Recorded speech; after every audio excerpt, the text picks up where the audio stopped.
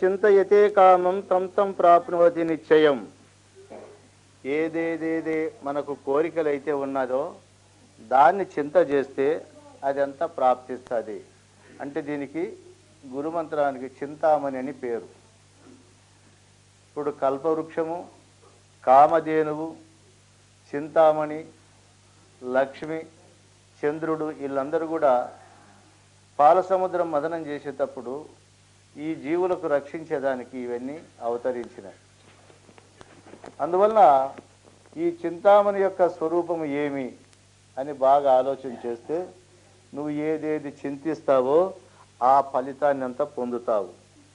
నిత్యం సౌభాగ్యదం పుణ్యం తాపత్రయ కులాపహం. నిత్యము సౌభాగ్యంగా ఉంటుంది.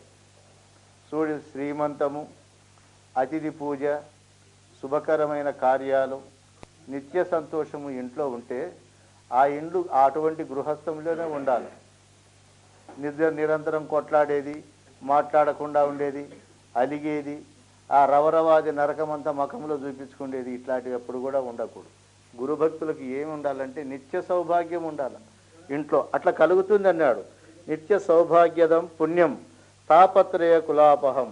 ఈ తాపత్రయాగ్నులు అనేటువంటి కట్టెలంతా కాల్చి పారేస్తారు. ఇవన్నీ ఇట్లా భౌతికంగాను ఆధ్యాత్మికంగా కూడా ఇది ఫలప్రదమైనటువంటి వస్తువు. ఇక ఇవన్నీ కూడా మనకు ఎందుకయ్యా ఫలశ్రుతి వేదాంతులు మీరు ఇట్లాంటివన్నీ చెప్పొచ్చునా అంటే, ఏ వేదాంతి అయినా సుఖంగా బతకాలని ఉంటాడే కానీ కూటికి గుడ్డకు లేకుండా హీనంగా జ్ఞానహీనులై మనశ్శాంతి లేకుండా బతకాలని ఎవడన్నా ఉంటాడా? ఎవరు అట్లుండదు. కాబట్టి వేదాంతికి కానీ దావాంతికి కానీ లౌకికునికి కానీ పారమార్థికునికి కానీ సుఖములన్నీ సహజంగానే ఉండాలి. అందువల్ల ఆ సుఖములన్నింటినీ అందరికీ అవశ్యమే. ఈ వైరాగ్య బోధ తెలిసిన వాళ్ళు గబక్కిన ఇవన్నీ భ్రాంతి కదా అంటాడు. వాడు ఒక్క భ్రాంతిని కూడా ఇడబడు కానీ మొత్తం మీద అన్ని భ్రాంతి అని చెప్పానని అంటారు. అట్లా అనుకోకుండా ఇవన్నీ కూడా అందరికీ ఎన్నో రకాల మనస్తత్వాలు ఉండేవాళ్ళు, ఎన్నో రకాల కోరికల చేత పీడింపబడే వాళ్ళు ఉంటారు. వాళ్ళకి కల్పవృక్షం అవసరమే కదా. నీకు లేకపోతే అన్నీ వదిలేయి అంతే తప్ప ఇవన్నీ అవసరం లేదు, ఇవన్నీ జరగవనేటువంటిది చెప్పకుండా దీన్ని కాపాడుకోవాలి. సర్వశాంతికరం నిత్యం వంద్యా స్త్రీ సుపత్రదం. చూడి, సర్వము శాంతిగా ఉంటుంది, గొడ్డురాలకు కూడా బిడ్డలు పుడతారని చెప్పనని అంటాడు. ఇట్లా చాలామందికి అయ్యింది అనుకోండి. కొంతమంది చాలామంది 10 ఏళ్ళు 12 ఏళ్ళు బిడ్డలు లేని వాళ్ళకు కూడా ఆ గురుదీక్ష తీసుకున్నటువంటి వాళ్ళకి అయినాయి. కాబట్టి ఈ రకంగా ఇస్తుంది. అవైధవ్యకరం స్త్రీనాం సౌభాగ్యస్య వివర్ధనం. స్త్రీకి వైధవ్యం రాకుండా, స్త్రీకి వైధవ్యం తనకు తాను రాదు. ఇది భర్తతో ముడిపడి ఉంటుంది. భర్తకు అపాయం జరిగి చచ్చిపోతేనే స్త్రీకి వైధవ్యం వస్తుంది. అందుకే స్త్రీకి దీవిస్తే ఇద్దరికి వస్తుంది, పురుషునికి దీవిస్తే ఒకరికి వస్తుంది. దీర్ఘ సుమంగళీ భవ అని చెప్పని స్త్రీకి దీవించినామనుకో భర్త శ్రేయస్సు ఉంది దాంట్లో. భర్త బాగుంటేనే ఏమో సుమంగళిగా ఉంటుంది. సౌభాగ్యవతి అన్నామనుకో, ఈ సౌభాగ్యం నిలబడాలంటే భర్త సావకుండా ఉండాలి. మరి పురుషునికి దీవిస్తే నువ్వు సుమంగళిగా ఉండరా, నీ భార్య నువ్వు అని అనరు. నీ అభిష్టాలు నెరవేరని అంటారు. అంటే పురుషుని దీవెనలో కేవలం ఒకే వ్యక్తికి సంబంధించినది ఉంది. స్త్రీకి దీవిస్తే ఇద్దరికి సంబంధించినటువంటిది ఉండదు. అందుకే స్త్రీ భోగభాగ్యాలను సహజంగా కోరదు. నా సౌభాగ్యం బాగుండాలి, నేను బ్రతికినన్నాళ్ళు నా భర్త నాకు తోడుగా ఉండాలి, బంధుబాంధవులు దూరమైనా పర్వాలే, ఎవరైనా పోని, ఈ ప్రపంచమంతా ప్రళయమైనా సరే నాకు భర్త ఉంటే చాలది. మరి ఒక చక్రవర్తికి బిడ్డ, ఒక చక్రవర్తికి కోడలైన సీతమ్మ కష్టాలు వస్తాయని తెలిసి కూడా అడవికి ఎందుకు పోయింది? ఇవన్నీ నాకు లెక్క కాదు, ఈ సుఖాలు నాకు లక్ష్యమే కాదు, నా భర్తే నాకు ముఖ్యమని చెప్పనని ఎట్లా అనుకుందో అట్లా స్త్రీలకు పిల్లలు లేనప్పుడు ఎంత బాధకరంగా ఉంటుంది ఈ లోకంలో, ఆ బాధను తీరుస్తుంది. లేదంటే ఇదిగో సుమంగళిగా దీర్ఘ సుమంగళిగా ఉండేటువంటి తత్వం వస్తుంది, కలుగుతుంది. ఇక ఆయురారోగ్య ఐశ్వర్యం పుత్ర పౌత్రాది వర్ధనం నిష్కామ జాపి విరవాహ పటోన్మోక్షం అవాప్నయత్. ఆయుర ఆరోగ్యం వస్తుంది, పుత్ర పౌత్రులు కలుగుతారు. అంటే ఇహములో వాళ్ళకి ఏ కొరత ఉండకూడదు. నిజముగా భక్తి ఉండదే, అది ఇహపరాలు రెండు ఇచ్చేదిగా ఉండాలి. ఒక్కటి మాత్రమే ఇస్తే ప్రయోజనములే. ఇప్పుడు గురువులకు కూడా ఒక భయం, ఇదిగో మా పరిపూర్ణ బోధ ఎవరికి ఏమీ ఇయ్యదు, ఒట్టి జన్మరహితం మాత్రమే అగ్గిపెట్టేది మాకు తెలుసు కానీ రక్షించేది తెలియదని గురువులే చెప్తా అంటారు బయట. అంటే ఈయనకి ఏం గురుత్వం వచ్చిందంటే, గురుతత్వాన్ని బాగా అర్థం చేసుకొని తర్వాత ఏ తరగతి వానికి ఆ బోధ చెప్పే జ్ఞానం ఉండేవాడే గురువు. కానీ కేవలం ఏకపక్షంగా మాట్లాడితే ఆ తరగతి వాళ్ళు ఈడుండాలి కదా. కేవలం జన్మరహితం కోరేవాళ్ళు సభలో ఎదిగితే ఒక్కరు కూడా చెక్కరు. ఏదో జన్మరహితం అంటే వచ్చినాం కదా స్వామి, ఇంక నిజంగా ఇప్పుడే నేను నీ జన్మను తీసేస్తారా అంటే ఒకడన్నా వస్తాడా? రాదు. అందుకే దాంట్లో ఒక ఉపమానం చెప్పిన. ఒకడు లక్ష్మీనారాయణ స్వామి గుడిలోకి పోయి, స్వామి నేను ఈ సంసారం భరించలే, నీ బాధలొద్దు, నన్ను నీ లోకానికి తీసుకుపో స్వామి, నేను ప్రశాంతంగా వస్తానన్నాడు. ఈడు ముఖ్యం చూసి వచ్చిన వాళ్ళంతా అదే ముక్కినారంట. స్వామి ఇంక మాకు ఈ లోకం వద్దు, ఈ కష్టాలు భరించలేం, మీ లోకానికి తీసుకుపోని. వీళ్ళు నిజంగా అంటాడారా ఊరికి అంటాడారని పూజారి కనిపెడదామని విగ్రహానికి పోయి నిలబడి, భక్తులారా మీ కష్టాలు నేను కూడా గుర్తించిన, మీరు ఎవరెవరు నా లోకానికి రావాలనుకున్నారో లోపలికి రండి అన్నాడు. ఒక్కడు రాడంట లోపలికి. ఎందుకు రాడు అంటే వాడు ఊరికి అన్నాడు, నిజముగా కాదు. అట్లే జన్మరహితం నిజంగా ఇప్పుడు నీకు జన్మ పోతుందంటే ఒక్కడు మిగలడు. ఎట్లా దానికి ఎట్లు అంటే, దీని యొక్క భావం బాగా పరిపక్వ దశ వచ్చినప్పుడు ఎప్పుడెప్పుడు ఇడిచిపెట్టాలా, ఇల్లు పాతిల్లు ఇడిచిపెట్టాలని ఎంత కుతూహలం ఉంటుందో అంత కుతూహలం ఉన్నటువంటి వాడే ఎరుకని ఇడిచే పనికి వచ్చేవాడు. ఎరుకని ఇడిపిస్తామనేవాడు ఇడిచేవాడు కానీ ఒక్కడు కానీ నిలబడ్డు. అది ఎంత ఎంతో ఉత్తమోత్తమైనటువంటి స్థితి అది. అది ఊరికే మాటలతో తేలిగ్గా బయటికి అనేది కాదు. అది చిన్న రోగం వస్తే తట్టుకోలేరు, అప్పుడే నేను చచ్చిపోతానని భయపడతాను. కాబట్టి అన్నీ ఉండాలా, అది వద్దని కాదు, అంతటి అధికారం వచ్చే వరకు మనం ప్రయత్నం చేయాలి. అందువలన ఈ రకంగా ఉంటుంది. ఇక ఆయురారోగ్య ఐశ్వర్యం పుత్ర పౌత్ర వివర్ధనం. ఆయురారోగ్య ఐశ్వర్యములు వస్తాయి. పుత్ర పౌత్రులు, పుత్రులు వాళ్ళ పుత్రులు మనవన్లు కూడా. ఒకడు కోరినాడంట, స్వామిని ప్రత్యక్షం చేసుకున్న తర్వాత ఏం వరం కావాలన్నా అన్నాడు. నా 7వ మనవన్ని బంగారు వజ్రాల ఉయ్యాల్లో చూడాలని ఉంది స్వామి, ఆ వరమి అన్నాడు. అంటే ఈ మాట ఒక్క దాంట్లో ఎన్ని ఉండదు చూడు. వీడికి 7 తరాలు బతికి ఆయుష్ ఇయ్యాల, ఐశ్వర్యం ఇయ్యాల. ఇంకా సంతానం 7 తరాలు జనాలు పుట్టుకుంటానే వస్తాను, ఎక్కడ కానీ కుంటుపడితే ఈ 7వ తరం కానరా దీనికి. అట్లా వరం కోరేవాడు మానవుడు. ఒక్కటే మాటలోనే ఒక్క వరం కోర్రంటే, నా 7వ మనవన్ని బంగారు తూగుటు ఇయ్యాలో చూడాల స్వామి అని కోరినాడట. ఇంక ఎన్ని ఉండాయి చూడు. దేవుడట తల గీక్కున్నాడు, ఓరిని ఈయన వరంలో ఎంత శక్తి ఉందిరా. అట్లా గుణం ఉంటుంది అన్నమాట. అవన్నీ మానవుని సహజ గుణాలు కోరతాడు వాడు, కానీ ఆ కోరికలు నెరవేరుతాయనే ఆశతోనే కోరతాడు. ఇక నిష్కామ జాపి విధవా పఠేన్ మోక్షం అవాపనీయత్. ఇక భర్తలు పోయినటువంటి విధవ స్త్రీలు ఏ కోరిక లేకోకుండా ఈ గురుగీతలను పఠిస్తుంది అనుకో, ఆమెకు తప్పనిసరిగా మోక్షం సిద్ధిస్తుంది.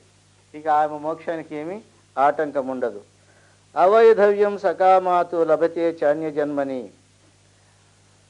మరి ఈ అమ్మ వైధవ్యమైన తర్వాత నేను ముత్తైదుగా ఉండాలని చెప్పని జపం చేసి ఎవరైనా చనిపోతే మరీ జన్మలో ఆయమ్మ సంపూర్ణ ముత్తైదురాలుగా భర్త పిల్లలు ధనధాన్య సంపదలతో ఉంటుందంట.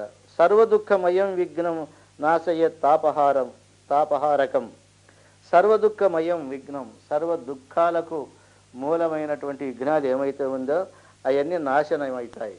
అటువంటి తాపత్రయాలన్నీ కూడా హరించబడతాయని చెప్పనని తెలియజేస్తూ ఉన్నాడు. సర్వపాప ప్రశమనం ధర్మకామార్థ మోక్షదం యం చింతయతే కామం తం ప్రాప్నోతి నిశ్చితం.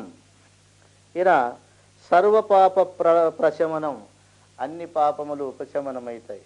మనకు పాపాలు లేవని చెప్పని అనుకోవద్దు. పాపాలు లేవంటే ఏ కోరికలు రాకుండా ఉండాలి, ప్రతీకార వాంఛ ఉండకూడదు, సుఖదుఖముల మీద సమాన దృష్టి ఉండాల, దూషించినా భూషించినా ఒక్కటైనా సంకల్పం లేకోకుండా నన్ను పలానివాడు భూషించినాడు పలానివాడు దూషించినాడు అనేటువంటిది లేకుండా ఉండాలి.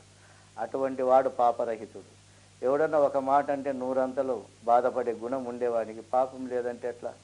పాపం అంటే నీకు దుఃఖమే, పాపం అంటే వేరే ఏం కాదు.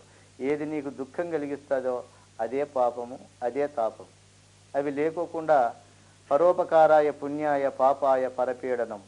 పాపపుణ్యములు ఎట్లా ఉన్నాయంటే మనకు శాస్త్రం ఈ రకంగా చెప్పింది. ఇతరులకు ఉపకారం చేస్తే వాళ్ళు నిన్ను పొగిడితే నీకు ఆనందం కలుగుతుంది, అది పుణ్యము. పాపాయ పరపీడనం, ఇతరులకు పీడనం చేసి వాళ్ళు తిట్టుకొని దూషించి అందుకు తగిన ఫలాన్ని నువ్వు అనుభవించేటప్పుడు అది నీకు పాపం. కాబట్టి ఇవి రెండు కూడా జాగ్రత్తగా పాపపుణ్యాలను వేరే చేసుకుంటా ఉండాలి. అందువలన సర్వ పాప ఉపశమనం, అన్ని పాపములు కూడా ఉపశమిస్తాయి. ధర్మ కామార్థ మోక్షదం, చతుర్విధ పురుషార్థాల్లో ధర్మార్థ కామ మోక్షములు అనేటివి మానవ జాతికి కేటాయించినటివి. కాబట్టి ధర్మార్థ కామ మోక్షములనే 4 విధ పురుషార్థాలు సమకూరుతాయి మనకి. ఎం చింత యతే కామం తం తం ప్రాప్నోతి నిశ్చితం. ఇంత మాట ఎందుకు, ఏదేదైతే నీవు కోరుతావో అది లభిస్తుంది.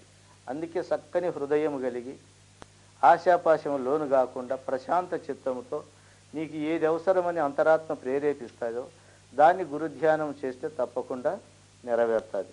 ఇవి దీని యందు కామ్యానాం కామధేనుర్వై కల్పలతే కల్పపాదవ చింతామనిత్య చింతతవ్యం సర్వమంగళకారకం. కామ్యానాం కామధేను, కోరిన దాన్ని ఇచ్చేదానికి కామధేనువుగా ఉంది, కల్పవృక్షముగా ఉంది. మీకు ఈ కామధేనువు కల్పవృక్షం కథలు వినింటారు. కానీ ఈ ప్రపంచం అంతా అందరికీ కూడా కామధేనువుగా కల్పవృక్షంగా ఉంది. వాస్తవికంగా జమదగ్ని ఆశ్రమంలో, వశిష్ఠుల వారి ఆశ్రమంలో ఈ కామధేనువు ఉండేది. ఆ యొక్క పాలసముద్రం మదనమైనప్పుడు పుట్టిన ఈ కామధేనువును అక్కడ పెట్టేవారు. విశ్వామిత్రుడు సైన్యం అంతా వేసుకొని అడవికి ఏటకు వస్తాడు. ఇంకా ఏట ఆడి అలసిపోయిన తర్వాత నీళ్లు దాగేకి ఆశ్రమానికి వస్తారు. లేదు రాజా, మీరు రావడమే మాకు ఎంతో, మా ఆశ్రమం పావనమైంది, మీరంతా భోంచేయాలంటాడు. ఇట్లనే ఉట్టే మాట్లాడుకుంటూ ఉంటారు. పొయ్యిలో అగ్గి కానీ పొగ కానీ ఏమీ రాదు. 12 గంటలైతేనే రాజా మీరు మీ సైన్యం అంతా బతి కూర్చోండి భోజనాలకు అంటారు. అదేమయ్యా, ఏమీ లేదు, అగ్గి లేదు, ఏమీ లేదు, సరుకులు తేలే, ఏమీ రాలేదు, నువ్వు భోజనాన్ని కూర్చోమంటున్నావు అన్నారు. మీరు కూర్చోండి రాజా అన్నారు. అప్పుడు కామధేనువు దగ్గర పోయి నిలబడినాడు. రాజభోజనం కావాలని అన్నాడు. ఇంకా అది రాజులకు కావాల్సిన భోజనాలు అన్నీ ఇచ్చేసి వడ్డించినారు, తిన్నారు. అంత ఆనందం అది జన్మలో తినింది ఆ భోజనం. ఇది ఎక్కడిది అన్నాడు. ఇట్లా ఇంద్రుడు మాకు కామధేనువు ఇచ్చినాడు, ఈ కామధేనువు ఇచ్చినటువంటిది.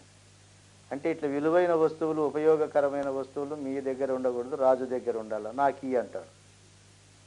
ఇది రాజగర్వముతో విర్రవీగే వాళ్ళకి ఈ వశము కావు, ఇది సాధు సత్పురుషులకి ఈ పనికొచ్చేది, ఇవి ఇవ్వనంటాడు. ఇవ్వనంటే యుద్ధం చేసి తీసుకుపోతానంటాడు. సరే నీ ఇష్టం అన్నాడు. కామధేనువు దగ్గరికి పోయినాడు. అది వశిష్ఠుని చూసి కళ్ళ మీద నీళ్లు పెట్టుకుంది. ఇదేనా మీ ఆశ్రమానికి వచ్చినందుకు నాకు రక్షణ? ఇంకా రాజు కోరే కోరికలన్నీ తీరుస్తూ ఉండేదేనా నా పని అని చెప్పని ఏడుస్తుంది. అప్పుడు నీకు ఒక్కొక్క రోమం ఒక్కొక్క ఆయుధమై నిన్ను రక్షిస్తుంది పో అని చెప్పంటాడు. ఈయన దగ్గర ఉండే సైన్యం, బాణాలు, ఈయన దగ్గర ఉండే ఆయుధాలు అన్నీ అయిపోయినాయి, ఏం కూడా కాలే. వశిష్ఠుని దగ్గర ఎన్ని వేసినా అన్నీ ఆడ పడిపోతాయి, ఒకటి కూడా తగదు. అప్పుడు వీళ్ళ మార్పు వస్తుంది. ఒరే నా రాజలాంఛనాలకు, నా రాజా సైనిక శక్తి కంటే కూడా ఈ తపోశక్తి చాలా గొప్పదిగా ఉంది. ఇంత శక్తిని నేనేంటికి ఆరాధించాలి, చిన్న శక్తిని నేను కూడా తపస్సు చేస్తానని అక్కడి రాజ్యానికి పోకుండా గాదిరాజు తపస్సు చేస్తాడు. చేసి విశ్వామిత్రుడవుతాడు. ఆ విశ్వామిత్రుడు తపస్సు చేసినందుకు ఈ వశిష్ఠుడి మీద జయించేకి. అంటే కామధేనువు ఎవరి వశమవుతుంది అంటే ఇటువంటి యొక్క సాధు సత్పురుషులకు వశమవుతుంది. అందుకే గురుగీత పారాయణం చేసి గురుధర్మాలు విని గురుసేవ చేసేవానికి ఈ కామధేనువు కోరినటువంటివి ఇస్తుంది. ఇక కల్పవృక్షం కథలన్నీ విన్నాము. కల్పవృక్షం కూడా ఏది చింతిస్తే అది ఇస్తుంది.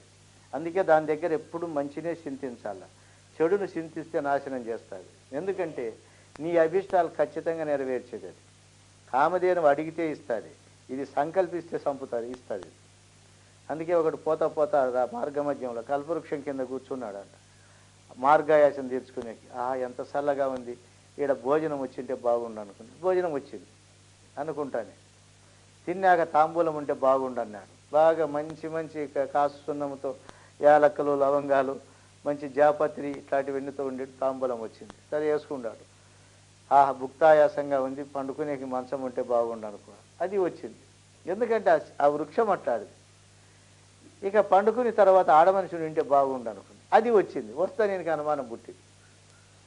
ఇన్ని అడుగుతానే వస్తాండా, ఇది దయ్యమైన దొమ్మల మీద కూర్చొని తొక్కి చంపుతుందేమో అనుకున్నాను. అట్టే చంపింది.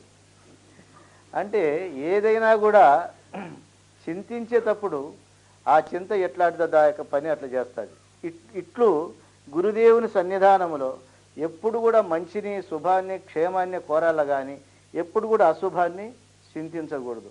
అశుభాన్ని చింతిస్తే వాడు తప్పకుండా పోతాడు. కాబట్టి కామ్యానాం కామధేనువు, కోరే వాళ్ళ కామధేనువు అయింది. కల్పవృక్షములలో కల్పవృక్షమయ్యింది. చింత తీర్చే దాంట్లో చింతామణి ఉంది. కాబట్టి సర్వమంగళకరమైనటువంటి ధర్మము గురుగీత శాస్త్రమందు ఉన్నది. కాబట్టి ఈ గురుగీత ధర్మాలు విన్నటువంటి వారికి ఇవన్నీ కలుగుతాయి. లిఖిత్వా పూజయేద్యస్తు మోక్షాశ్రయం అవాప్నుయత్ గురుభక్తిరి విశేషేణ జాయతే హృది సర్వదా. లిఖించేవాడు కానీ పూజించేటువంటి వాడు కానీ అటువంటి వాడు తప్పనిసరిగా మోక్షమును పొందుతాడు. గురుభక్తి విశేషము చేత ఎప్పుడు హృదయము ఆనందదాయకంగా ఉంటుంది. కాబట్టి ఈ గురుగీత ధర్మాలను చక్కగా జపించి మనం ఆ యొక్క స్థితిని పొందాలి. జపంతి శాక్త సౌరాచ్య గాణాపత్యాచ వైష్ణవాః శైవా పాశుపత సర్వే సత్యం సత్యమున సంశయ. ఈ యొక్క గురుగీతను వీళ్ళు జపించాలా వీళ్ళు జపించకూడదు అనేది లేదు. ఈ గురుగీత పుట్టే కాలంలో ఉన్నటువంటి మతాలన్నీ కూడా చెప్తున్నాడు ఆయన. శాక్తేయ మతము కానీ, సౌరమతము కానీ, గానాపత్య మతము కానీ, వైష్ణవ మతము కానీ, శివమతము కానీ, పాశుపత మతం కానీ వీళ్ళందరూ కూడా ఈ గురుగీతను జపించి వాళ్ళ ఇష్టార్థ కామ్యములను తప్పనిసరిగా పొందవచ్చునని చెప్పని మనకి ఈ గురుగీత శాస్త్రము ఖచ్చితంగా ఇది స్కాంద పురాణే ఉత్తరఖండే ఉమామహేశ్వర సంవాదే శ్రీ గురుగీతాయాం ధ్యానాది విధి నిర్వాణ స్వరూపక నామ ద్వితీయాధ్యాయ. ఇక లాస్ట్ అధ్యాయం ప్రారంభమవుతుంది. ఇది తృతీయ అధ్యాయం. ఈ తృతీయ అధ్యాయంలో ఉండేటువంటి యొక్క పద్ధతిని ఎట్లా చేయాలి, ఎట్లా జన్మమంతా దీన్ని ఆచరించి ఆ ఒక పరమపదాన్ని పొందాలనేటువంటిదంతా దీని యందు వస్తుంది. అతకామ్య జపస్థానం కథయామి వరాననే సాగరాంత్య సరితీరే తీర్థే హరిహరాలయే. ఇక ఈ గురుగీతను మనం ఎక్కడెక్కడ తిరిగి ఎక్కడ జపం చేయాలనేటువంటిదంతా కూడా చెప్తా ఉండాడేనా. ఇది అతకామ్య జపస్థానం, ఇది ఎక్కడ జపం చేయాలి. కథయామి వరాననే ఓ పార్వతి నీకు దీన్ని బోధిస్తాను. సాగరాంత్య సరితీరే, సాగర సముద్రము ఒడ్డున కానీ, నదీ తీరమందు కానీ, హరిహరుల దేవాలయములందు కానీ ఇవి జపము చేస్తే తప్పనిసరిగా ప్రశాంతత ఏర్పడతాయి. మనకి ఇంట్లోకి దేవాలయాలకి ఏం వ్యత్యాసం అంటే, ఇంట్లో ఏదో ఒక గొడవలు, పిల్లల ఏడుపులు, అవి ఇవి వచ్చిపోయేటివి, ఈ స్టీల్ తట్టలు గిన్నెలు కొట్లాడేటివి ఇవన్నీ ఉంటాయి కదా. అందువలన శాంతి సరిగా కుదరదు. దేవాలయములలో కానీ, నదీ తీరములో కానీ, సముద్ర తీరములో కానీ ఏది ఉండదు. హృదయం అంతా ప్రశాంతంగా ఉంటుంది. నేను సామాన్యంగా మద్రాసుకు పోయినా, విశాఖపట్నం పోయినా, నేను విశాఖపట్నం పోతే కరెక్ట్గా ఈ టయానికి పోతా సముద్రం దగ్గరికి. 2 గంటల సేపు హాయిగా ఉంటుంది ఆ యొక్క అలల గాలికి. ఎందుకంటే మన గురుగీతల ధర్మాలు ఉన్నాయి. అక్కడ ప్రశాంతంగా నీ గురునామ స్మరణ నువ్వు చేసుకొని మనసుకు చెప్పుకొని కూర్చుంటే ఎంతో ఆ యొక్క నీటిలో ఉండే గాలి ఒళ్ళంతా ఆవరిస్తుంది, ప్రశాంతంగా ఉంటుంది. అందరికీ కలగదనుకోండి, కానీ ఏ దేవాలయంలో కానీ, ఏకాంతవాసములో కానీ, లేదు ఏ గొడవలు లేని మన మిద్దె మీద పైన కూర్చొని కానీ ఇవి బాగా జపం చేయవచ్చు. ఇక శక్తి దేవాలయే గోష్ఠే సర్వదేవాలయే శుభే వటస్య దాత్ర్యామూలే మూలే వామటే బృందావనే తదా. మరి శక్తి దేవాలయమందు కానీ, మరి జ్ఞానసిద్ధికై ఏర్పడినటువంటి గోశాల యందు కానీ, ఆవులు కట్టేసినటువంటి గోశాల యందు కానీ, సర్వదేవాలయాల్లో ఏ దేవాలయంలో చేసినా శుభమే. వటస్య దాత్ర్యామూలే మర్రి చెట్టు కింద కూర్చొని చేయాలి. ఇక బృందావనం ఉంటుంది, తులసి వనము, అక్కడ కూర్చొని చేయాలి. ఇట్లా చేస్తే ఇవన్నీ కూడా ఫలదాయకంగా ఉంటుంది. అందుకే మనం తులసి చెట్టుని ఎందుకంటే ముందు మామూలుగా మేకలు మేసి ఆకులను కూడా మీరు పూజ చేస్తారని కొందరు మనకు అప్పుడు అనేవాళ్ళు, మా గురువుగారు అనేవాడు. నా భార్య తులసి చెట్టుకు పూజ చేస్తుంది, మేక వస్తే రక్షించుకోలేదు, అది నీకు ఏం రక్షిస్తుందేమో దానికి పూజ చేస్తాడవు అని అనమాట. అంటే ఇంకా మా వాళ్ళు వాటికి సరే గురువాక్యం అయింది కదా అని ఊరికైనారు. అంటే మా అయ్యగారికి తెలియదని కాదు, ఆయనకు అన్నీ తెలుసు, చూద్దాం వీళ్ళు బాధపడతారా లేదా. సరే ఆ తర్వాత చూడమ్మా, అది దైవమై కాపాడదు, కానీ దాని గాలి, దాని ఆకు, దాని యొక్క లక్షణము మనకు అన్ని రకాలుగా శుభకరంగా ఉంటుంది, ఆరోగ్యకరంగా ఉంటుంది. కాబట్టి దాన్ని ఇంటి దగ్గరే పెట్టుకోవాలి. కానీ ఊరికే పెట్టుకోమంటే పెట్టుకోరు మానవుడు. అది దేవత నిన్ను రక్షిస్తుందంటే బాగా పూజ చేస్తా, బృందావనం కట్టించి పెట్టుకుంటారు. అందుకే కానీ ఇట్లా కాదు, తెలిసి చేసుకోమని చెప్పని మళ్ళా చెప్పారు ఆయన. ఆ రకంగా ఆ తులసి యొక్క బృందావనంలో చేసినా కూడా మంచి ప్రశాంతంగా ఉంటుంది ఆ వాసన. అది పవిత్రే నిర్మలే దేశే నిత్యానుష్ఠాన తోపివ నిర్వేదనేన మౌనేన జపమే తత్ సమారభేత్. పవిత్రమైనటువంటి నిర్మలమైన ప్రదేశములలో నిత్యానుష్ఠానం ఎప్పుడు కూడా మనము చేసుకోవాలి. నిర్వేదనేన మౌనేన జపితే తత్ సమారభేత్. మరి ఏ యొక్క ఆందోళన వేదన లేకోకుండా మంచి మనసు చేత వాక్కు చేత మౌనం వహించి, మనోమౌనం ఎట్లుండాలంటే ఇతర కోరికలు కోరకుండా కేవలం మంత్రం మీదనే ఉండడం మనోమౌనం. వాక్కును ఇతరులకు వినిపించకుండా పెదవులను బంధించి చేసేటువంటిది వాక్కు మౌనం. ఈ రెండు మౌనములను మనం బాగా చక్కగా పాటించి జపము చేస్తే దృఢనిష్టతో ఆసీనుడై మరి అటువంటి వాడికి పొందవలసినటువంటి ధర్మాలన్నీ పొందుతాడు. జాప్యేన జయమాప్నోతి జపసిద్ధిం ఫలం తదా హీనం కర్మ త్యజేత్ సర్వం గర్హిత స్థానమేవహి. ఇక జాప్యేన జయమాప్నోతి జపసిద్ధిం ఫలం తదా, ఇది జపించేటువంటి వానికి జయం కలుగుతుంది. జపసిద్ధి కలిగినటువంటి వానికి సంకల్ప సిద్ధి కలుగుతుంది. సంకల్ప సిద్ధి కలిగిన వానికి వాక్సిద్ధి కలుగుతుంది. అందుకే పెద్దలు స్వామిని ఆశీర్వదించండి అంటే వాళ్ళు ఏమి, నేను సామాన్య మానవుడిగా ఆశీర్వదిస్తే వీళ్ళకి ఏమి లభ్యమవుతుంది, ఆయన గురువును స్మరించి వీళ్ళ అభిష్టాలు నెరవేరనని జపం ఆశీర్వాదం చేస్తే అది ఫలితం ఇస్తుంది. హీనకర్మ త్యజేత్ సర్వం. హీనకర్మలు అంటే చేయరాని పనులు ఉంటాయి మనకు. సత్కర్మ, దుష్కర్మ, జ్ఞానకర్మ, 3 కర్మలు ఉంటాయి. ఇక దుష్కర్మలు అంటే ఎట్లాంటివో అందరికీ తెలుసు. ఇప్పుడు కనపడేటు మనసుకు బాధ కలిగేటివి, సంఘానికి వ్యతిరేకమైన పనులు ఏవైనా ఎన్ని దుష్కర్మలే. తల్లిదండ్రులను పోషించకపోవడం, గురుబంధు జనులను దూషించడము, నరపశ్వాదులకు ఇషం పెట్టి చంపడము, ఇండ్లు వాకిండ్లు గడ్డివాములకు అగ్గి పెట్టడము, మరి ఊరికి క్రూర బుద్ధి తేజ లేనివి కల్పించి వాళ్ళను చంపడం, లేని నిందలు వేసి ఇతరులను బాధ పెట్టడం, ఇవన్నీ కూడా దుష్కర్మల జాతికి చెందినవి.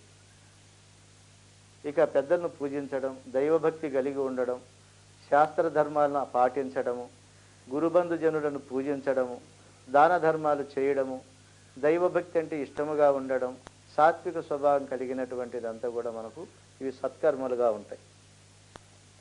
ఇక ఈ సత్కర్మ దుష్కర్మలు రెండు కూడా పాపపుణ్యముల చేత నిరంతరము జీవుణ్ణి బంధిస్తూ ఉంటాయి. కాబట్టి ఈ కర్మవాసనను త్యజించి సద్గురువులను చేరి ఈ సత్కర్మ దుష్కర్మలకు అతీతమైన పరమార్థాన్ని పొంది తరించేటువంటిది మనకు జ్ఞానకర్మ. కాబట్టి ఇవన్నీ కూడా మనకు ఈ గురుధర్మంతో తెలియబడుతుంది. ఇక శ్మశానే మూలేవ వటమూలాంతికే తదా సిద్ధ్యంతి కానకే మూలే సూతవృక్షస్య సన్నిధౌ. ఇక శ్మశానములో బాగా జపం చేయొచ్చు. ఇది నాకు మొట్టమొదట భయ నివారణకై ఏ అర్ధరాత్రి కాడో శ్మశానానికి పోవాలనేటువంటిది నాకు కలిగింది. భయం పోగొట్టుకోవాలి ఎట్లన్నా కానీ. 2-3 రోజులు గుండె సాలలే, దగ్గరికి పోయేది, ఎన్నికొచ్చేది. అయినా నా భయం నేను పడతాండ కానీ ఒక్కటన్నా వచ్చి నన్ను భయపెట్టలేదు కదా, ఇంక ఎందుకు భయపడాలా అని మళ్ళీ ఒక ధైర్యం, ఆలోచన. నా భయం నేనే పడతాండ కానీ ఏమీ లేదు కదా అని చెప్పి భయపడుకుంటా పోయిన తర్వాత అక్కడ నాకు మా బాలభక్తమైన గురువు గారు చెప్పిండేది ఉంది. ఆయన అంబికానాథుడు దిగంబరుడు, ఆయన భూతనాథుడై భూతాలతో ఆడుకుంటూ ఉంటాడు. కాబట్టి ఆ పరమేశ్వరుని సన్నిధానంలో ఉండే భూతాలు ఎవరిని ఏమి చేయవు, బాగుంటుంది. ఆ మాట నాకు జ్ఞాపకం వచ్చింది, కంటికి కనపరాకపోయినా. గురువుల వాక్యాలు ఎట్లుంటాయంటే ఆప్త వాక్యాలు. మన కష్టాలు వచ్చినప్పుడు ఆ జ్ఞాపకం వస్తాడు. ఎట్లో అదరదురుగానే పోయినా కూర్చున్నాక కళ్ళు మూసుకోవాలంటే భయం. గట్టిగా మూసుకుండా ఈ గాలికి ఒగుడు అల్లాడినా ఏదైనా సప్పుడు వచ్చినా అప్పుడే దడదడదడ గట్టిగా రోమాలన్నీ లేచిపోతాయి పైకి. కానీ చేయాలి ఏమన్నా కానీ గుండె నీరు చల్లగా అవుతుంది, అయినా కూడా చేయాలి అది చెప్పనని చేసిన. అది ఎందుకంటే గురుగీతలప్పుడు నేను చదివినోని కాదు. శ్మశానంలో చేయాలా, చేస్తే వానికి ఇంకా బాగా వస్తుంది. హృదయం శ్మశానం అయితే వాని హృదయం ప్రశాంతంగా ఉంటుంది.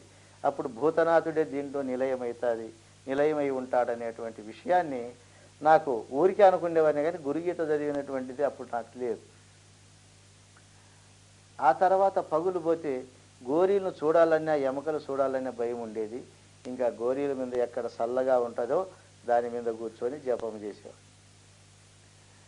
ఏది శాస్త్రంలో ఉందో అది నేను శాస్త్రం చూడగానే నాతో చేపించింది ఆ సంకల్పం. అది ఎట్టపోయిందో అది వాస్తవికంగా నాకు కూడా తెలియదు, కానీ చేసిన గుర్తులు ఉంటాయి కాబట్టి దాన్ని చెప్పుకోవాల్సి వస్తుంది. ఆ రకంగా ఇంకా వటవృక్షాలు చూస్తే నాకు ఇప్పటికీ ప్రేమే. మర్రి చెట్ల కిందికి పోతే రెండుసేపైనా కూర్చోవాలి, దాన్ని ధర్మం. కానగ వృక్షం కిందికి పోయినా అంతే, సూత వృక్షం కిందికి, మామిడి చెట్టు కిందికి పోయినా. ఇవన్నీ ఇప్పుడు దీంట్లో చెప్తాడు చూడు. శ్మశాన యందున, బిల్వపత్రి చెట్టు యందున, వటమూలమందున అంటే మర్రి చెట్టు యందున, కానగ చెట్టు మూలమందున, సూత వృక్ష సన్నిధానమందున, ఈ మామిడి చెట్టు సన్నిధానమందున మీరు జపం చేస్తే తప్పకుండా ప్రశాంత సిద్ధి కలుగుతుంది, ప్రశాంతత సంభవిస్తుంది అని చెప్పనని మనకు ఈ శాస్త్రం. పీతాసనం మోహనేతు వ్యాపితం చావిచారకే జ్ఞేయం శుక్లంచ శాంతర్థం వశ్య రక్తం ప్రకీర్తితం. ఇక పీతాసనం ఉంది, పచ్చని ఆసనం మీద కూర్చుంటే మోహనం కలుగుతుంది, అంటే అభిష్టాలు నెరవేరేదానికి. ఇవన్నీ జ్ఞేయం శుక్లంచ శాంతర్థం, తెల్లటి వస్త్రం తెల్లటి ఆసనం మీద కూర్చొని చేస్తే శాంతి సిద్ధిస్తుంది. మరి వశ్యం కావాల లోకం అంటే రక్తాసనం, ఎర్రని ఆసనం మీద కూర్చొని చేపిస్తే ఇవి వస్తాయని చెప్పుకున్నాం. ఇవన్నీ కూడా జ్ఞానికి కాకపోవచ్చు, జ్ఞానికి అవసరం ఉండదు, ఎందుకంటే దాటుకుంటూ పోయినాడు. మనం సాధకులుగా ఉండేటువంటి వాళ్ళు ఇట్లా ఒక్కొక్క దాన్ని చేసుకుంటా ముందరికి పోతే ఈ ఫలసిద్ధి ఏదో మనము ప్రత్యక్షంగా చూడగలుగుతాం. అందుకే జపం హీనాసనం కురువన్ హీన కర్మ ఫలప్రదం. చినిగిపోయిన దాంటి యందున, హీనమైనటువంటి దాంటి యందున కూర్చొని జపము చేస్తే హీనకర్మ ఫలమే మనకు లభిస్తుంది. గురుగీతం ప్రయాణేవా సంగ్రామే రిపు సంకటకే. ప్రయాణం అయ్యేటప్పుడు గురుధ్యానం చేసుకుంటా పోతే భయము లేనటువంటి స్థితి కలుగుతుంది. రాజులైనటువంటి వాళ్ళు యుద్ధము చేసేటప్పుడు, సైనికులు యుద్ధానికి పోయేటప్పుడు గురునామ స్మరణ చేస్తే వాళ్ళకు జయం కలుగుతుంది. ఇవన్నీ చూసుకోండి. ఏ జాతికి సంబంధించినది కాకుండా అన్ని వర్గాలకు కూడా ఈ గురుగీత చేసే మేలు పరమేశ్వరుడు మనకు చెప్తా ఉన్నాడనమాట. జపం జయమాప్నోతి మరణే ముక్తిదాయకం సర్వకర్మాని సిద్ధ్యంతి గురుపుత్రేన సంశయ. చూడి, జపం జయమాప్నోతి. మనము యుద్ధరంగానికి పోయేటప్పుడు జపం చేస్తే జయము కలుగుతుంది, మరణ సమయంలో జపం చేస్తే మోక్షం కలుగుతుంది, సర్వకర్మలో మనకు అనుకున్నటువంటివి సిద్ధిస్తాయి. ఇది గురుపుత్రేన సంశయ. గురుపుత్రుడయి చేసేటువంటి వానికి ఇవన్నీ తప్పకుండా సిద్ధిస్తాయి, ఇందులో సంశయం లేదు అని చెప్పి మనకు ఈ యొక్క పరమేశ్వరుడు చెప్తున్నాడు. మరి గురుమంత్రో ముఖే యస్య తస్య సిద్ధ్యంతి నాణ్యత దీక్షయా సర్వకార్యాన్ని సిద్ధ్యంతి గురుపుత్రకే. మరి గురువు దగ్గర దీక్ష తీసుకొని గురువుపదేశం పొంది ఈ గురుమంత్రాన్ని జపం చేసేవానికి వాని ముఖం యందు ఆ గురుమంత్రం కనపడితే యస్య తస్య సిద్ధ్యంతి నా అన్యదా, వానికి సిద్ధించనేటువంటి ఇంకేమీ ఉండవు. ఎందుకంటే అట్లని చెప్పని అన్నీ వాడు కోరతా కూర్చుంటాడా? మనం కొందరికి ఏదన్నా యంత్రం చేతికిస్తే ఊడబీకి మళ్ళీ సరిచేస్తామని పోయి చెడబెడతారు. ఈ గురుమంత్రాలు ఇట్లాంటివన్నీ ఇస్తుంది. ఈ యొక్క ధ్యానం హృదయం ప్రశాంతంగా ఉంటుందంటే ఇంకా అనేకమైన కోరికలతో పీడింపబడేవాడు నాకు అన్నీ నెరవేరుతాయనే పద్ధతి కింద అనవసరంగా కోరుతా అంటాడు. అది కాదు పద్ధతి. నీకు అది అవసరమైతేనే దాన్ని కోరాలి, కానీ వేరే రకంగా కోరరాదన్నమాట. వీక్షణ ధ్యాన సంస్పర్శై మత్స్యకూర్మ విహంగమా పోషయంతి స్వకాన్ పుత్రాన్ తద్వత్పన్యవృత్తయ.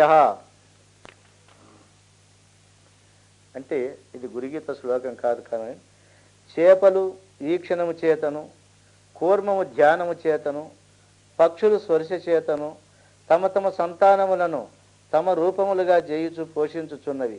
ఆ ప్రకారము జ్ఞానవంతులకు గురువుల యొక్క వృత్తులను తెలియవలయను. వానిలో స్పర్శ దీక్ష అనగా ఇది ఒక్కొక్క రకంగా ఉంటారు కనుక వాళ్ళను మనం ఎలా ఆశ్రయించాలి, ఎటువంటి ఆశీర్వాదం పొందాలనేది మనం తెలుసుకోవాలి.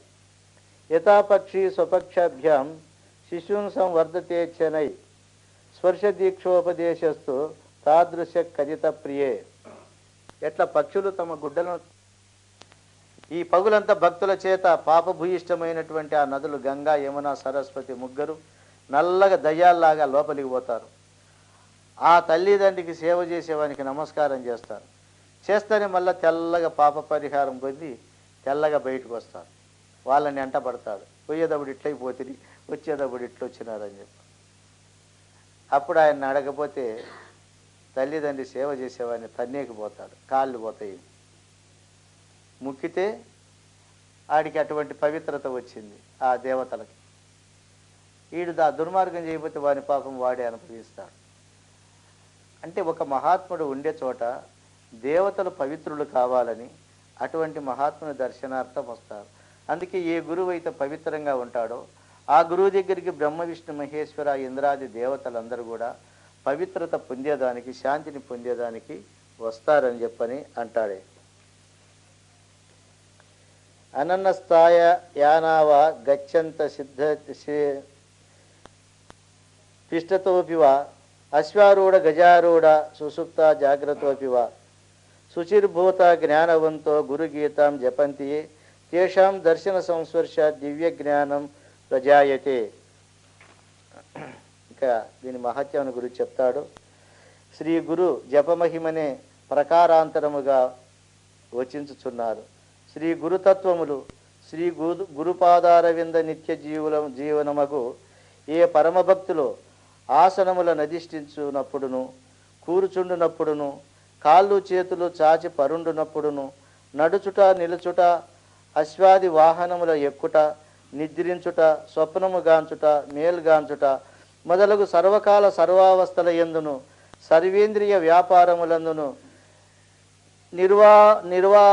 నిర్వార అపార స్థితి యందును శుచిర్భూతులై ఏలాంటి ఇతర సంకల్పములు లేక తదేక ధ్యాన నిష్ఠాపరులై శ్రీ గురుతత్వముని తెలుసుకొని భావించుచు తన్మయులై శ్రీ గురుగీతను జపించుచున్నారో శ్రీ గురుదేవుడను పరవస్తువు తప్ప మరి ఒకటి భావింపని వారై తదేక శరణ్యులై ఏకాంత భక్తులై ఉంటున్నారో అట్టి అఖండ పరిపూర్ణ జ్ఞానస్వరూప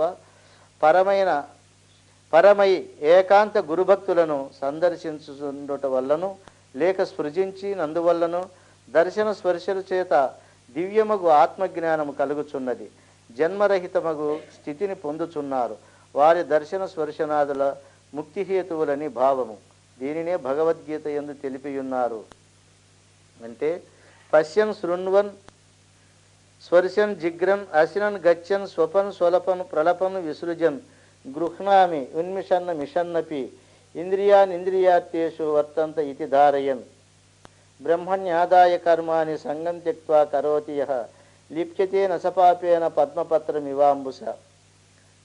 ఇది పశ్యన్ అంటే చూస్తూ, స్పర్శన్ తాకుతూ, జిగ్రన్ వాసన చూస్తూ, స్పర్శన్ స్పర్శిస్తూ, స్వపన్ చూస్తూ, శ్వసన్ ప్రలపన్ గచ్చన్ నడుస్తా, పడుకుంటా, కన్నులు మూస్తా, కన్నులు తెరుస్తా, ఇంద్రియాలతో ప్రవర్తిస్తా, ఇంద్రియాల మీద లేకోకుండా ఎవరైతే సర్వకాల సర్వావస్థల యందు ఆ సద్గురుమూర్తిని ధ్యానిస్తారో అటువంటి వాళ్ళు ఎట్లయితారంటే పద్మపత్రమివాంబుస,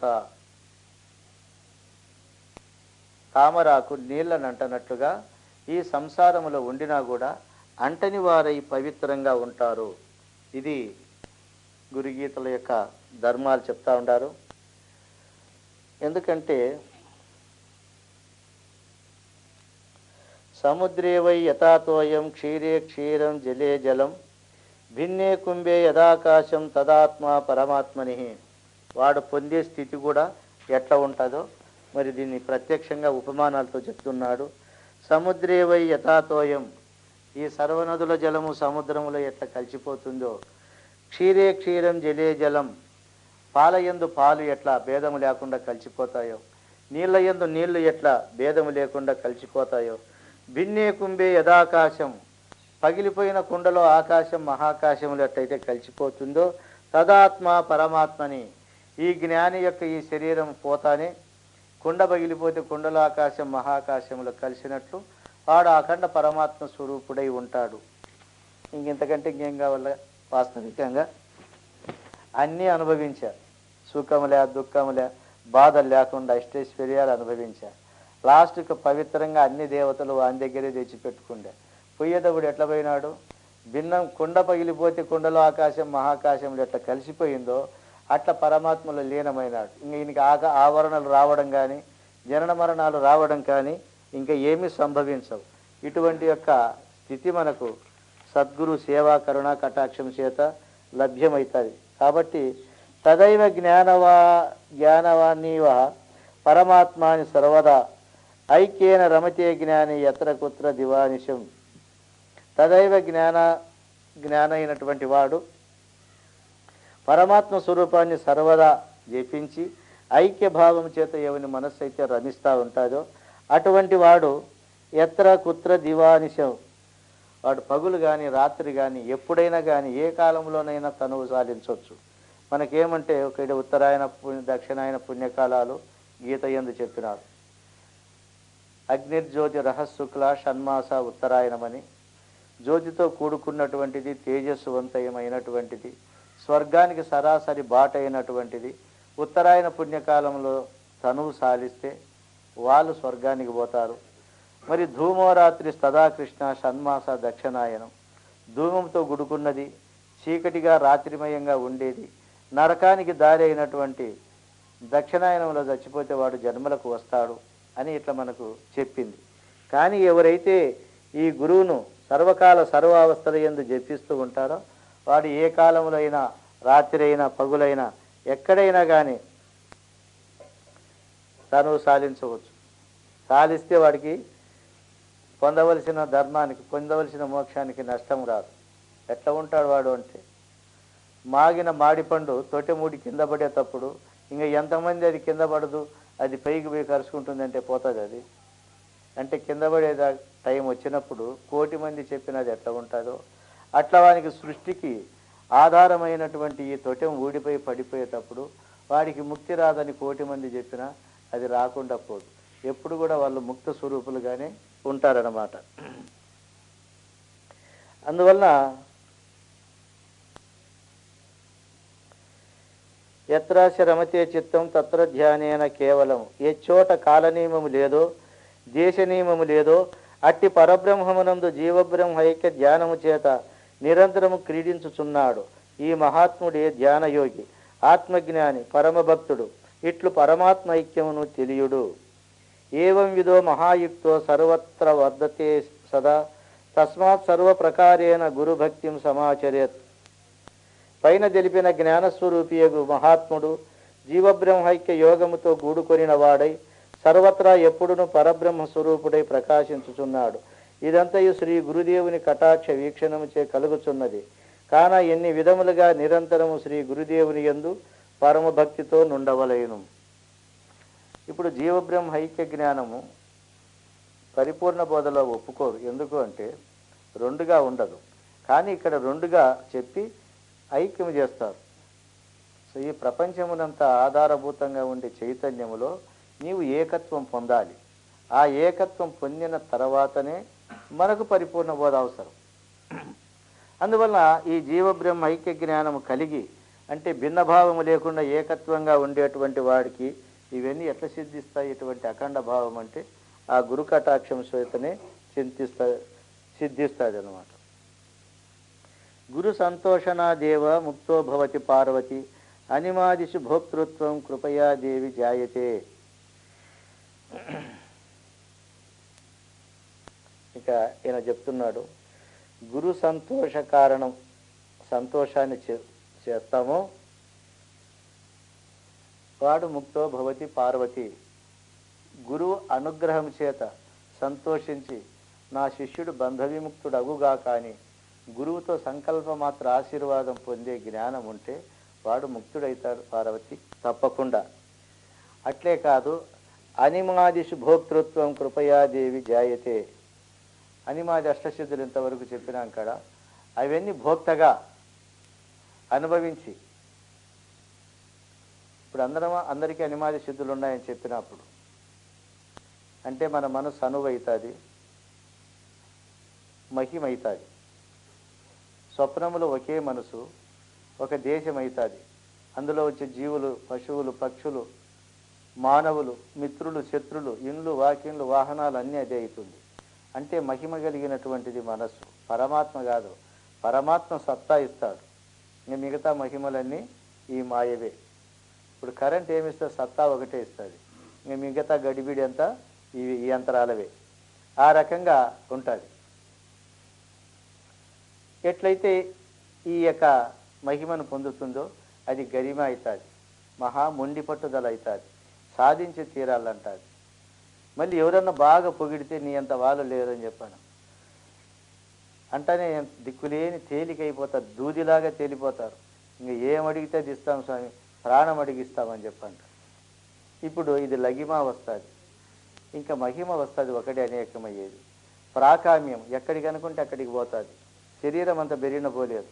ఇప్పుడు టక్కన ఇంటికాడికి పోయిందా, మీరు అనుకునే ఊరికి పోయిందా లేదా, ముందు చూసిండే ఊర్లన్నిటికి కూడా తిరిగి వస్తుంది. అంటే ప్రాకామ్యం అంటే కోరిన చోటికి ప్రయాణం అయిపోయేది. ఇక ఈశత్వం, ఈ శరీరం ఇంద్రియాలన్నిటి మీద దానికి పరిపాలన దక్షత వస్తుంది. అవి చెప్పినట్లే అన్ని వినాల. వశిత్వం అన్ని తన దగ్గరే పెట్టుకుంటాయి. ఈ అన్ని అనిమాది అష్టసిద్ధులు మనస్సు అనేటువంటి దానికి ఉన్నాయి. ఈ అష్టసిద్ధులు భౌతిక పదార్థాల్లో కూడా చూడాలనుకున్నప్పుడు అవి కూడా గురుభక్తునికి కలుగుతాయి. ఇప్పుడే అందరూ ఈ బోధ విన్నప్పుడే అష్టసిద్ధి పొందినారు. మళ్ళీ ఏమి కాదు, కొంత ఆలోచించాలి. ఏమంటే సిద్ధి అంటే ఏమి, పొందడం అంటే ఏమనేది ఆలోచిస్తే అందరికీ అష్టసిద్ధులు ఇప్పుడే సిద్ధించినాయి. ఇంకా మీరు తపస్సులు చేసి పొందేదంటే ఏమి ఉండదు. కాబట్టి ఓ పార్వతీదేవి, శిష్యుడు గురుదేవునికి సంతోషము కలుగునట్లు భక్తి జ్ఞాన వైరాగ్యాదులచే ప్రవర్తించుచుండిన వారి అనుగ్రహాతిశయముచే భవబంధ విముక్తుడై జీవన్ముక్త స్థితిని పొందుచున్నాడు. మరియు అనుమాది అష్టసిద్ధులను బడసి శ్రీ గురుకృపతో కూడిన వాడై విరాజిల్లుచున్నాడు. అట్లా మోక్షం వస్తుంది. ఇట్లా అష్టసిద్ధి సంపన్నుడై ఏదానికి కూడా బాధపడకుండా ఉంటాడనమాట. సామ్యేన రమతే జ్ఞాని దివావా యదివానికి వానిసి ఏవం విదో మహామౌని త్రైలోక్య సమతాం రజేత్. మరి సామ్యవాదం నిరుపాధిక పరబ్రహ్మ స్వరూపము పదే పదే నిర్ణయించి చెప్పుచున్నారు. ఆత్మవస్తువు అన్ని ఎడల సమముగా పరిపూర్ణముగా వ్యాపించి ఉన్నది. అట్టి ఆత్మవస్తువును నెరింగిన బ్రహ్మజ్ఞాని రాత్రి పౌళ్ళు అనువగు పరబ్రహ్మతత్వముతో క్రీడించుచున్నాడు. అట్టి విజ్ఞాని బ్రహ్మమును మననము చేసి అఖండ స్థితిని పొందినవాడై మూడు లోకములందును పరిపూర్ణ బ్రహ్మస్వరూపుడై ఉంటున్నాడు. ఇవి మనము కూడా సాధించాలి. అటువంటి జ్ఞాని ఇట్లా పొందుతాడంటే ఇదిగో ఇట్లు పొందుతాడు. మూడు లోకముల యందు మనకు అటువంటి స్థితి కలుగుతుంది. చూడండి, మనకు పరమాత్మ అందరికీ సమంగానే ఉంది. పంచభూతాలు ఎవరికి కూడా భేదబుద్ధి పెట్టుకోవు. సూర్యుడు ఈడు గుణహీనుడు, ఈయనకి ఎండ తగలకూడదు, మంచోనికి మాత్రమే కాస్తానని అంటాడా? భేదము లేనివాడు ఎటువంటి వాని ఇంటి మీద అయినా సరే, ఎవరి మీద అయినా అది ప్రసరిస్తాయి. అంటే భేదము లేని వస్తువు అది. చంద్రుడు కూడా అంతే. ఇక గాలి సర్వత్రా వ్యాపించి ఈడు కులహీనుడు, ఈడు మ్లేచ్చుడు, ఈడు ఉత్తమ కుల జాతుడు అని ఏమన్నది భేదం ఉంది దానికి. అందరికీ ప్రాణాన్ని ఇస్తుంది. జలం అందరికీ దప్పిక తీరుస్తుంది. ఈ భూమి అందరికీ ఆధారంగా ఉంది. మన కంటికి కనపడే పంచభూతాలే భేదము లేకుండా ప్రవర్తిస్తాయి. ఇంక ఈ అన్నిటికీ ఆధారభూతమైన పరమాత్మకు భేదం అనేదే ఉండదు. మళ్ళీ అట్టు పరమాత్మ స్థితిని పొందినవాడు భేదము పాటిస్తే వానికి బ్రహ్మత్వం ఏమైనా వస్తుందా, సిద్ధిస్తుందా? వాడికి ఎప్పుడు కూడా సిద్ధించదు. అందుకే మనం విజ్ఞాన దృష్టితో ఆలోచించి చూస్తే ఇటువంటి భేదరహితమైన భావం మన మనస్సులో స్థిరపడుతుంది. స్థిరపడినప్పుడు మనకు అంతా కూడా బ్రహ్మతత్వంగా కనబడుతుంది. ఈ యొక్క స్థితిని మనకు కలగాల. అటువంటి యొక్క సమత్వ భావం వచ్చినప్పుడు అంతా కూడా వాడు సమానంగా ఉంటారు. చూడు, పెద్దలను చూస్తే మీకు భేదం లేదయ్యా, మీ సన్నిధానములు అంతా ఒక్కటిగా ఉంటారని. దత్తాత్రేయుని పూట చూసినారు కదా, కుక్కలుగా నక్కలు పులులు అన్నీ ఒక చోట ఉంటాయి.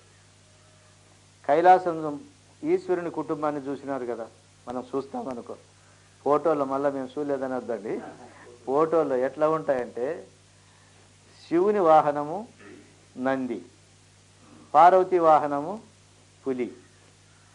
ఈ నందిని చూస్తే పులికి ఎట్లుంటుంది, నీళ్ళు ఊరుతూ ఉంటాయి దానికి. విఘ్నేశ్వరుని వాహనం ఎలుక, పరమేశ్వరుని కంఠంలో ఉండేది పాము. దాన్ని చూస్తే దీనికి ఇష్టమే. అంటే ఇవన్నీ కూడా వైర జంతువులు ఒక్క చోట భేదం ఇడిచి ఉన్నాయంటే ఆ స్థానం ఎంత గొప్పది. వైర జంతువులన్నీ వైరాన్ని మర్చిపోయి సఖ్యతగా ఆత్మీయతగా జీవిస్తాయంటే ఆ స్థానమును దత్తాత్రేయుని దగ్గర టేంటికి పెట్టినారంటే ఆయన భావము సమిష్టి ఆత్మతత్వాన్ని ఆరూఢ స్థితిని పొందినాడు కాబట్టి వైరం అనేది లేని పరమాత్మ స్థితి ఉంటుంది. అందరం అదే సాధించాలా. చూడండి, మీకు అందరూ ఒకటే లే స్వామి, చెడ్డోడు మంచోడు అంటే మరి అందరూ ఒకటైన వాడే దేవుడు. ఇంక భేదం పెట్టుకునేవాడు వాడేం దేవుడు, ఇంకా వాడు మా మూర్ఖుడు అవుతాడు. అట్లా ఎప్పుడు కూడా రాకూడదు. చేతనైనంత మటుకు సమిష్టి భావమే ఉండాల. అట్లంటే మనము వడ్డించుకుని ఇస్తర్లో కుక్క వచ్చి భోంచేస్తే అంతా పరమాత్మని అంటారా మీరు? అంటే దానికి విచక్షణ జ్ఞానం ఉంటుంది. అట్లంటే ఇంకా మంచిదే. అది కూడా పరమాత్మని జ్ఞానం వస్తే ఇంకా మంచిదే, చెడ్డదేం కాదు. దీనికి మనం కబీర్ దాస్ కథ అంటే తెలుస్తుంది. కబీర్ దాస్ మగ్గం నేసుకుంటా అంటాడు, ఆయమ్మ నీళ్ళు ఎత్తుకొస్తా అంటాడు. పొయ్యి మీద 2 రొట్టెలు కాల్చి పెట్టి ఆయమ్మ నీళ్లు తెచ్చుకుంటా అంటాడు. ఈ కుక్క వచ్చి దూరి ఆ 2 రొట్టెలు ఎత్తుకొని ఉరుకుతుంది. చూసినాడు కబీర్ దాస్, అయ్యో రామా, నువ్వు చక్రవర్తికి ఒక చక్రవర్తి కొడుకు, ఒక చక్రవర్తి అల్లునివయ్యా, ఇంత పేద తిండి ఎట్లా తింటావు? ఇదిగో నేను నెయ్యి కారపొడి తీసుకొని వస్తానని నెయ్యి గిన్నె కారం గిన్నె తీసుకొని ఉరుకుతాడు ఆ కుక్కంబడి. ఎక్కడ పోయినా రామా నువ్వు తినొద్దు స్వామి, ఇవి వేసుకొని తినని చెప్పి అంటాడు. పాయ ఊరు దాటి మెత్తిగా వంకలు దాటిపోయి గుట్టలు లేకపోయింది. అది తిప్పుకొస్తాడు, వెళ్ళిపోతుంది. స్వామి ఆడ తింటాడో నేను ఇడిచిపెడితే అని చెప్పి ఈయన పరిగెత్తినాడు. లాస్ట్కు రాముడు అయిపోతాడు అది కుక్క. ఏం కబీరి, ఎంత మొండి పట్టుదలయ్య అనేది. నేను ఏ రూపంలో ఏ తిండి తినాలో ఆ తిండి తింటాను కదా, నీకేళ బాధ అయ్యా, నువ్వు ఏ రూపంలోనే నా రామచంద్రుడు, నువ్వు చక్రవర్తి, నువ్వు ఇది వేసుకొని తినాలంటారు అని ఇద్దరు కారం పొడి నెయ్యి వేసుకొని తింటారు. మరి అట్లా కనబడే వస్తువులో అంతా దైవాన్ని చూస్తే ఇంక అంతకంటే ఇంకేం లేదు. అది కూడా మంచిదే, భేదబుద్ధి లేకుండా. కానీ అంతటి యొక్క ఇది లేకోకుండా మనము దైవాన్ని సమదర్శనంగా చూడాలి. మనం ఇంట్లో ఉండేటువంటి అన్ని యొక్క బల్బుల్లో కరెంటును సమంగా చూస్తాం. కానీ బార్ లైట్ వెలుగు వేరు, మామూలు బల్బు వెలుగు వేరు, టీవీ వెలుగు వేరు, రేడియో వెలుగు వేరు, ఫ్రిడ్జ్ వెలుగు వేరు, ఇవన్నీ కూలర్లో ధర్మాలు వేరు. ఇవన్నీ యంత్రాల్లో ఉన్నాయి కానీ ఈ భేదాలన్నీ కరెంటులో మాత్రం ఏ భేదం ఉండదు. అట్లా మూల అధిష్టాన చేతనమైనటువంటి బ్రహ్మత్వాన్ని పొందినవానికి భేదం ఉండదు. అటువంటి వాడు ఇట్లుంటాడని చెప్పి అంటాడు.